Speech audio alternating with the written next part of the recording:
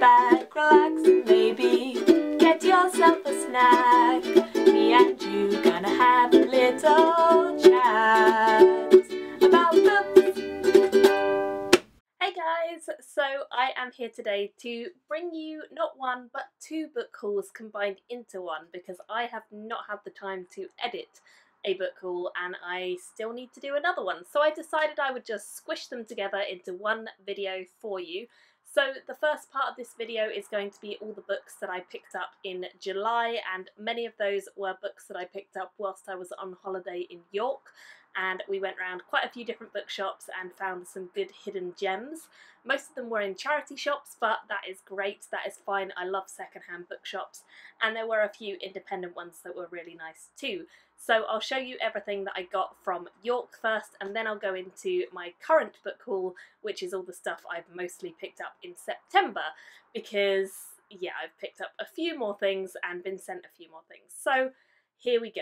Let's start off with the books from York. The first book I have to show was one that was sent to me by a publisher, and that is One Day by S.J. Morden, sent to me by Galance.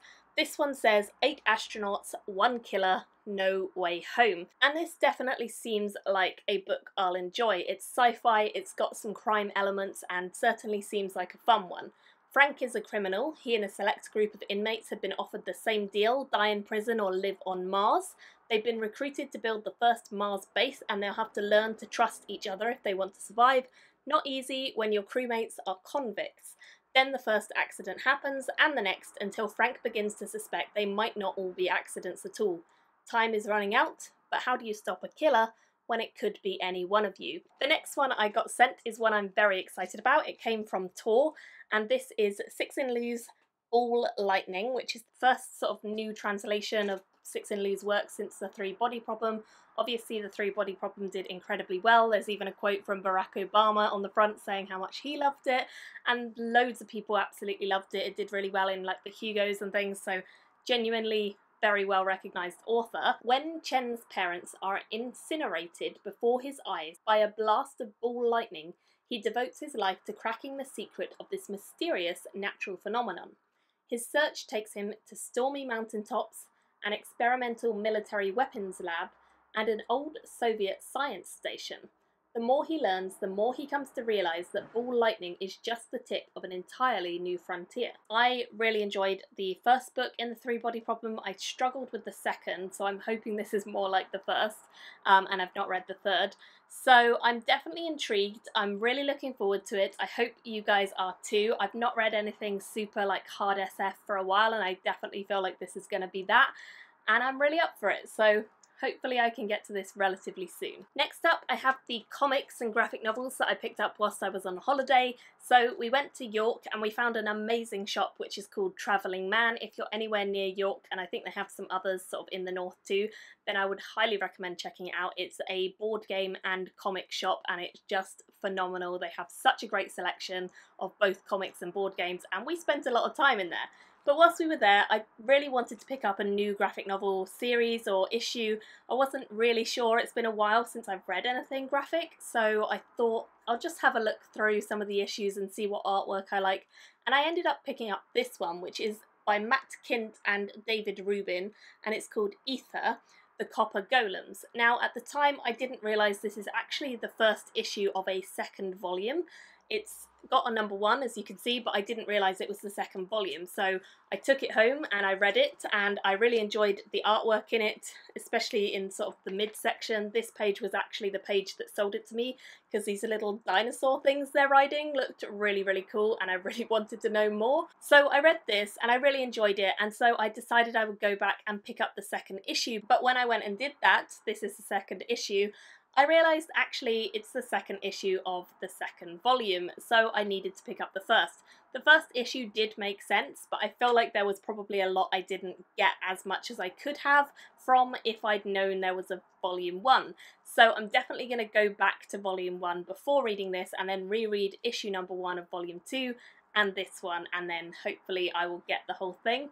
But from what I understood, it's about a man who can travel into the ether, and he is kind of bridging the gap between the world and the ether, which is very unstable.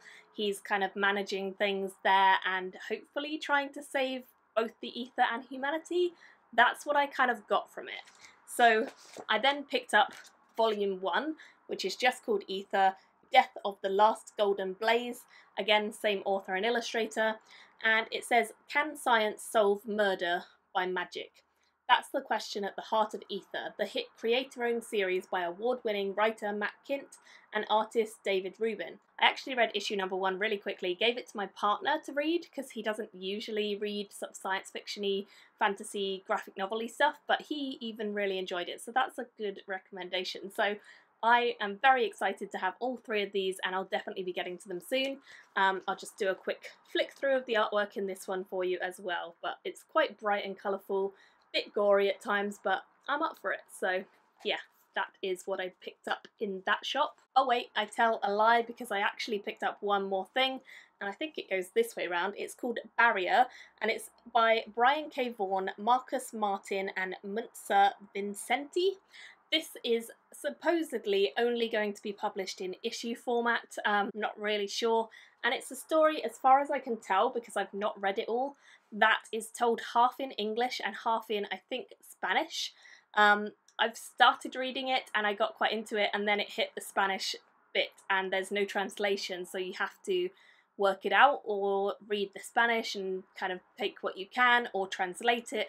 I've opted to translate it as I go using Google Translate, which I know is not the best, but I don't know Spanish, so I'm not really sure what it's about yet, but I am gonna read more of it and let you guys know if it's worth reading. But I was sold on it because of Brian K. Vaughan and also because of the artwork, which I think is beautiful, I'm not going to lie. It's very clean, clear-cut, simple, very like in your face, but not over the top. The colours are quite muted and beautiful, so I really like the art, and I'm definitely hoping that the story is good too. But yeah, as a lot of it's in Spanish, I've not made good progress on it yet. One of the other shops I went into was a Oxfam bookshop, and they had shelves upon shelves of these magazine-y issues. I don't really know what they're called, but I picked up 2. So we have Galaxy magazine from 1962 February, and then I have If, Worlds of If, Science Fiction, 1969 September issue. So basically, back in the day, they used to publish magazines in this really small sort of book format, and lots of different authors would do sort of contributing articles. As you can see, there's mostly text, so it's not quite like a magazine that we see today because it is a writer's magazine, but there are some really cool sort of like adverts on the back from goodness knows when, to be honest. Just mad how old this is compared to me. It's older than me, and I was just really intrigued. Honestly, I had no idea where to start, so I just picked up some that sounded good. This one has like a fun-ish weird cover, and it was intriguing me, so I picked that one up. And then I picked up this one because I don't know, really, I just basically went mostly off covers. So I'm hopeful that I'll like them, but I have no idea about them. Honestly, the shop where I was probably has so many gems in because it was this entire shelf. It was obviously someone's collection that was donated to the charity shop, and then they just hadn't sold them off yet. So I couldn't help but try a few of them. I'm sad it's not closer so I could go back and get more, but it was such a cool discovery because normally there's not even a shelf for science fiction and fantasy, let alone a whole section just filled with these amazing magazines with short fiction and snippets of extracts. And I'm hoping I find some really new to me authors, probably old authors now, but hoping I find some new people to look up and enjoy. And then finally I went into another bookshop which is by the Minster in York, and there we found some books that I was intrigued enough to pick up because they were massively discounted. I think they were about £2 or £3 each, which is really good for basically brand new books. So I picked up these 2.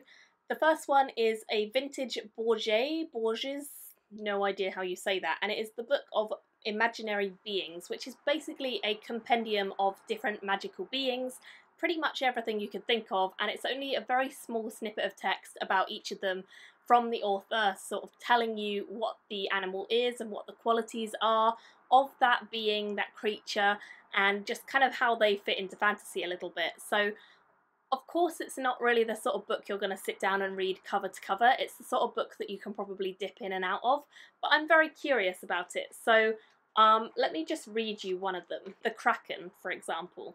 The Kraken is a Scandinavian version of the Zaranten and of the sea dragon or sea snake of the Arabs. In 1752–54, the Dane Erik Poppinton, Bishop of Bergen, published a natural history of Norway, a work famous for its hospitality or gullibility.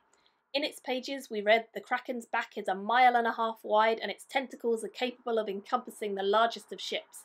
The huge back protrudes from the sea like an island. The bishop formulates this rule: floating islands are invariably krakens.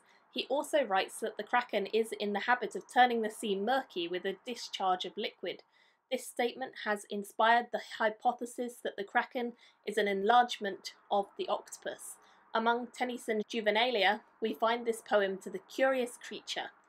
The Kraken. Below the thunders of the upper deep, far, far beneath the abysmal sea, his ancient dreamless, uninvaded sleep, the Kraken sleepeth, faintest sunlight flee. About his shadowy sides above him swell huge sponges of millennial growth and height, and far away in the sickly light, from many a wondrous grot and secret cell, unnumbered and enormous polypi, winnow with giant arms the slumbering green, there hath he lain for ages and will lie, battening upon huge sea worms in his sleep, until the latter fire shall heat the deep. Then once by man and angels to be seen, in roaring he shall rise and on the surface die. So, very cheery read, one I'm very curious about. I think it'll just be a fun one, probably one that would be good for gifting to someone who likes fantasy as well. I feel like it would be that sort of thing, so very excited to have this. And then the final one I picked up sounds a little bit more sort of magical realism-y, and I think I've seen a few people talk about this. It's called Encounters with Plants, Stars and Animals, Things That Are by Amy Leach. And it says, this is a book about the universe which begins with swimming salmon and ends with starry sky. From the tiniest earth dwellers to far-flung celestial bodies, considering everything from the similarity of gods to donkeys to exploding stars and exploding sea cucumbers, Amy Leach rekindles our communication with the world. This stunning debut will leave you with a deeper understanding of the universe and a greater sense of the magic that surrounds us. So it seems like it may be short stories. I'm not really sure, to be honest. Honestly, I don't even know. Is it magical realism? Is it short stories? I'm not sure, but I'm definitely keen on the cover. It sounds very promising, and I will let you know what it is once I read it, unless you guys know and you can let me know in the comments so that I'm prepared going into it. That would be good too. So that is everything I picked up in York. I'm now going to show you some other books that have been sent to me recently by authors and publishers, and just give you a little bit of info about them too. So the first two books are actually a little bit out of my normal realm. They're not fantasy or science fiction. In fact, they are actually cookbooks. And that is these two, the Riverford Companion Spring and Summer book and the Riverford Companion Autumn and Winter veg book.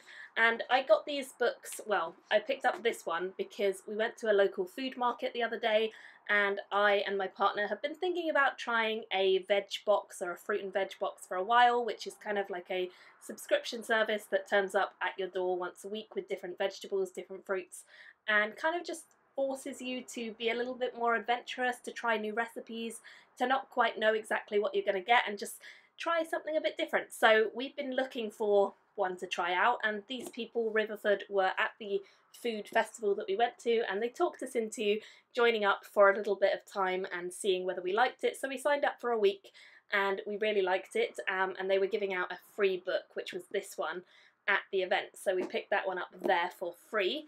And then because we liked it so much, we really have enjoyed making the meals from the recipes and from the veg, we decided we're going to carry on with it. So I've since picked up this one, which is the spring and summer one. Obviously it's not really spring and summer anymore, but you still get some vegetables that come throughout the year, including like sweet corn comes throughout most of the year, and we got sweet corn in our box the other day, and the recipes for sweet corn are in this one. So these books are divided up into different vegetables, and they basically give you recipes based on the vegetable, which is really handy, especially when you may not know what the vegetable is good with. It gives you methods of how to prepare things, what things you can pair things with, so things like spices and condiments that go really well with the vegetables, different methods of cooking and preparing, and it's just filled with loads of tips. In fact, both of them are, and I really, really love both of them. So far we've tried more recipes from this one because I only just got this one today in the post. This one's a second-hand copy, but I am really excited to try out some more recipes from this one, and so far it's been great. So I hope we'll continue with it for a while, and the recipes are just great anyway, so top recipe books if you're interested. Moving on to a couple of books that I've been sent. The first of them is this one, which I was sent by the author D.N. Bryn, and this is Our Bloody Pearl, These Treacherous Tides. It's book number 1, I believe, and it says the ocean is uncontrollable and dangerous, but to the sirens who swim the warm island waters, it's a home more than worth protecting from the humans and their steam-propelled ships. Between their hypnotic voices and the strength of their powerful tails, sirens have little to fear. That is, until the ruthless pirate captain, Kian, creates a device to cancel out their songs. And what I really like about this is it sounds like it's going to be a fun sort of adventure. I like pirates, I like the high seas, and sirens. All sounds good to me, but I really like the cover design as well. I think it's just really cool that it's kind of a skull, but it also has a mermaid's tail. I like that a lot, so definitely intrigued about this, and thank you to the author for sending it to me. Another book that was sent to me by the publisher is The Fated Sky by Mary Robinette Kowal. This is the sequel to The Calculating Stars, and I'm really happy I now have both of them. I haven't read the first one yet, but I do intend to very soon, and I'm really keen to get to it because I really enjoy Mary Robinette Kowal's other series, The Glamorous Histories. That is a kind of historical fantasy series, whereas this is science fiction, and it's all to do with women in space. And finally, the last one I got sent from the publisher is from Gallant, and that is Brandon Sanderson's Snapshot. This is a small sort of novella. As you can see, it's tiny, and this tells the story of a world where Anthony Davis and his partner are the ultimate authorities, detectives sent into a snapshot whose badges will get them past any obstruction and overrule any civil right they unravel. As they unravel the crimes of the past, discover key information and return to the real world, knowing exactly where to find the evidence. So they can go into crime scenes, they can investigate what has happened. So that is everything I have for this super long, very jam-packed book haul. I'd love to hear in the comments what you guys have been picking up recently, any anticipated releases you might have. Thank you all so much for watching, and I'll see you very soon in my next video. Bye guys! Thank you for watching my video today. Go pick up a book, then come back and chat with me again.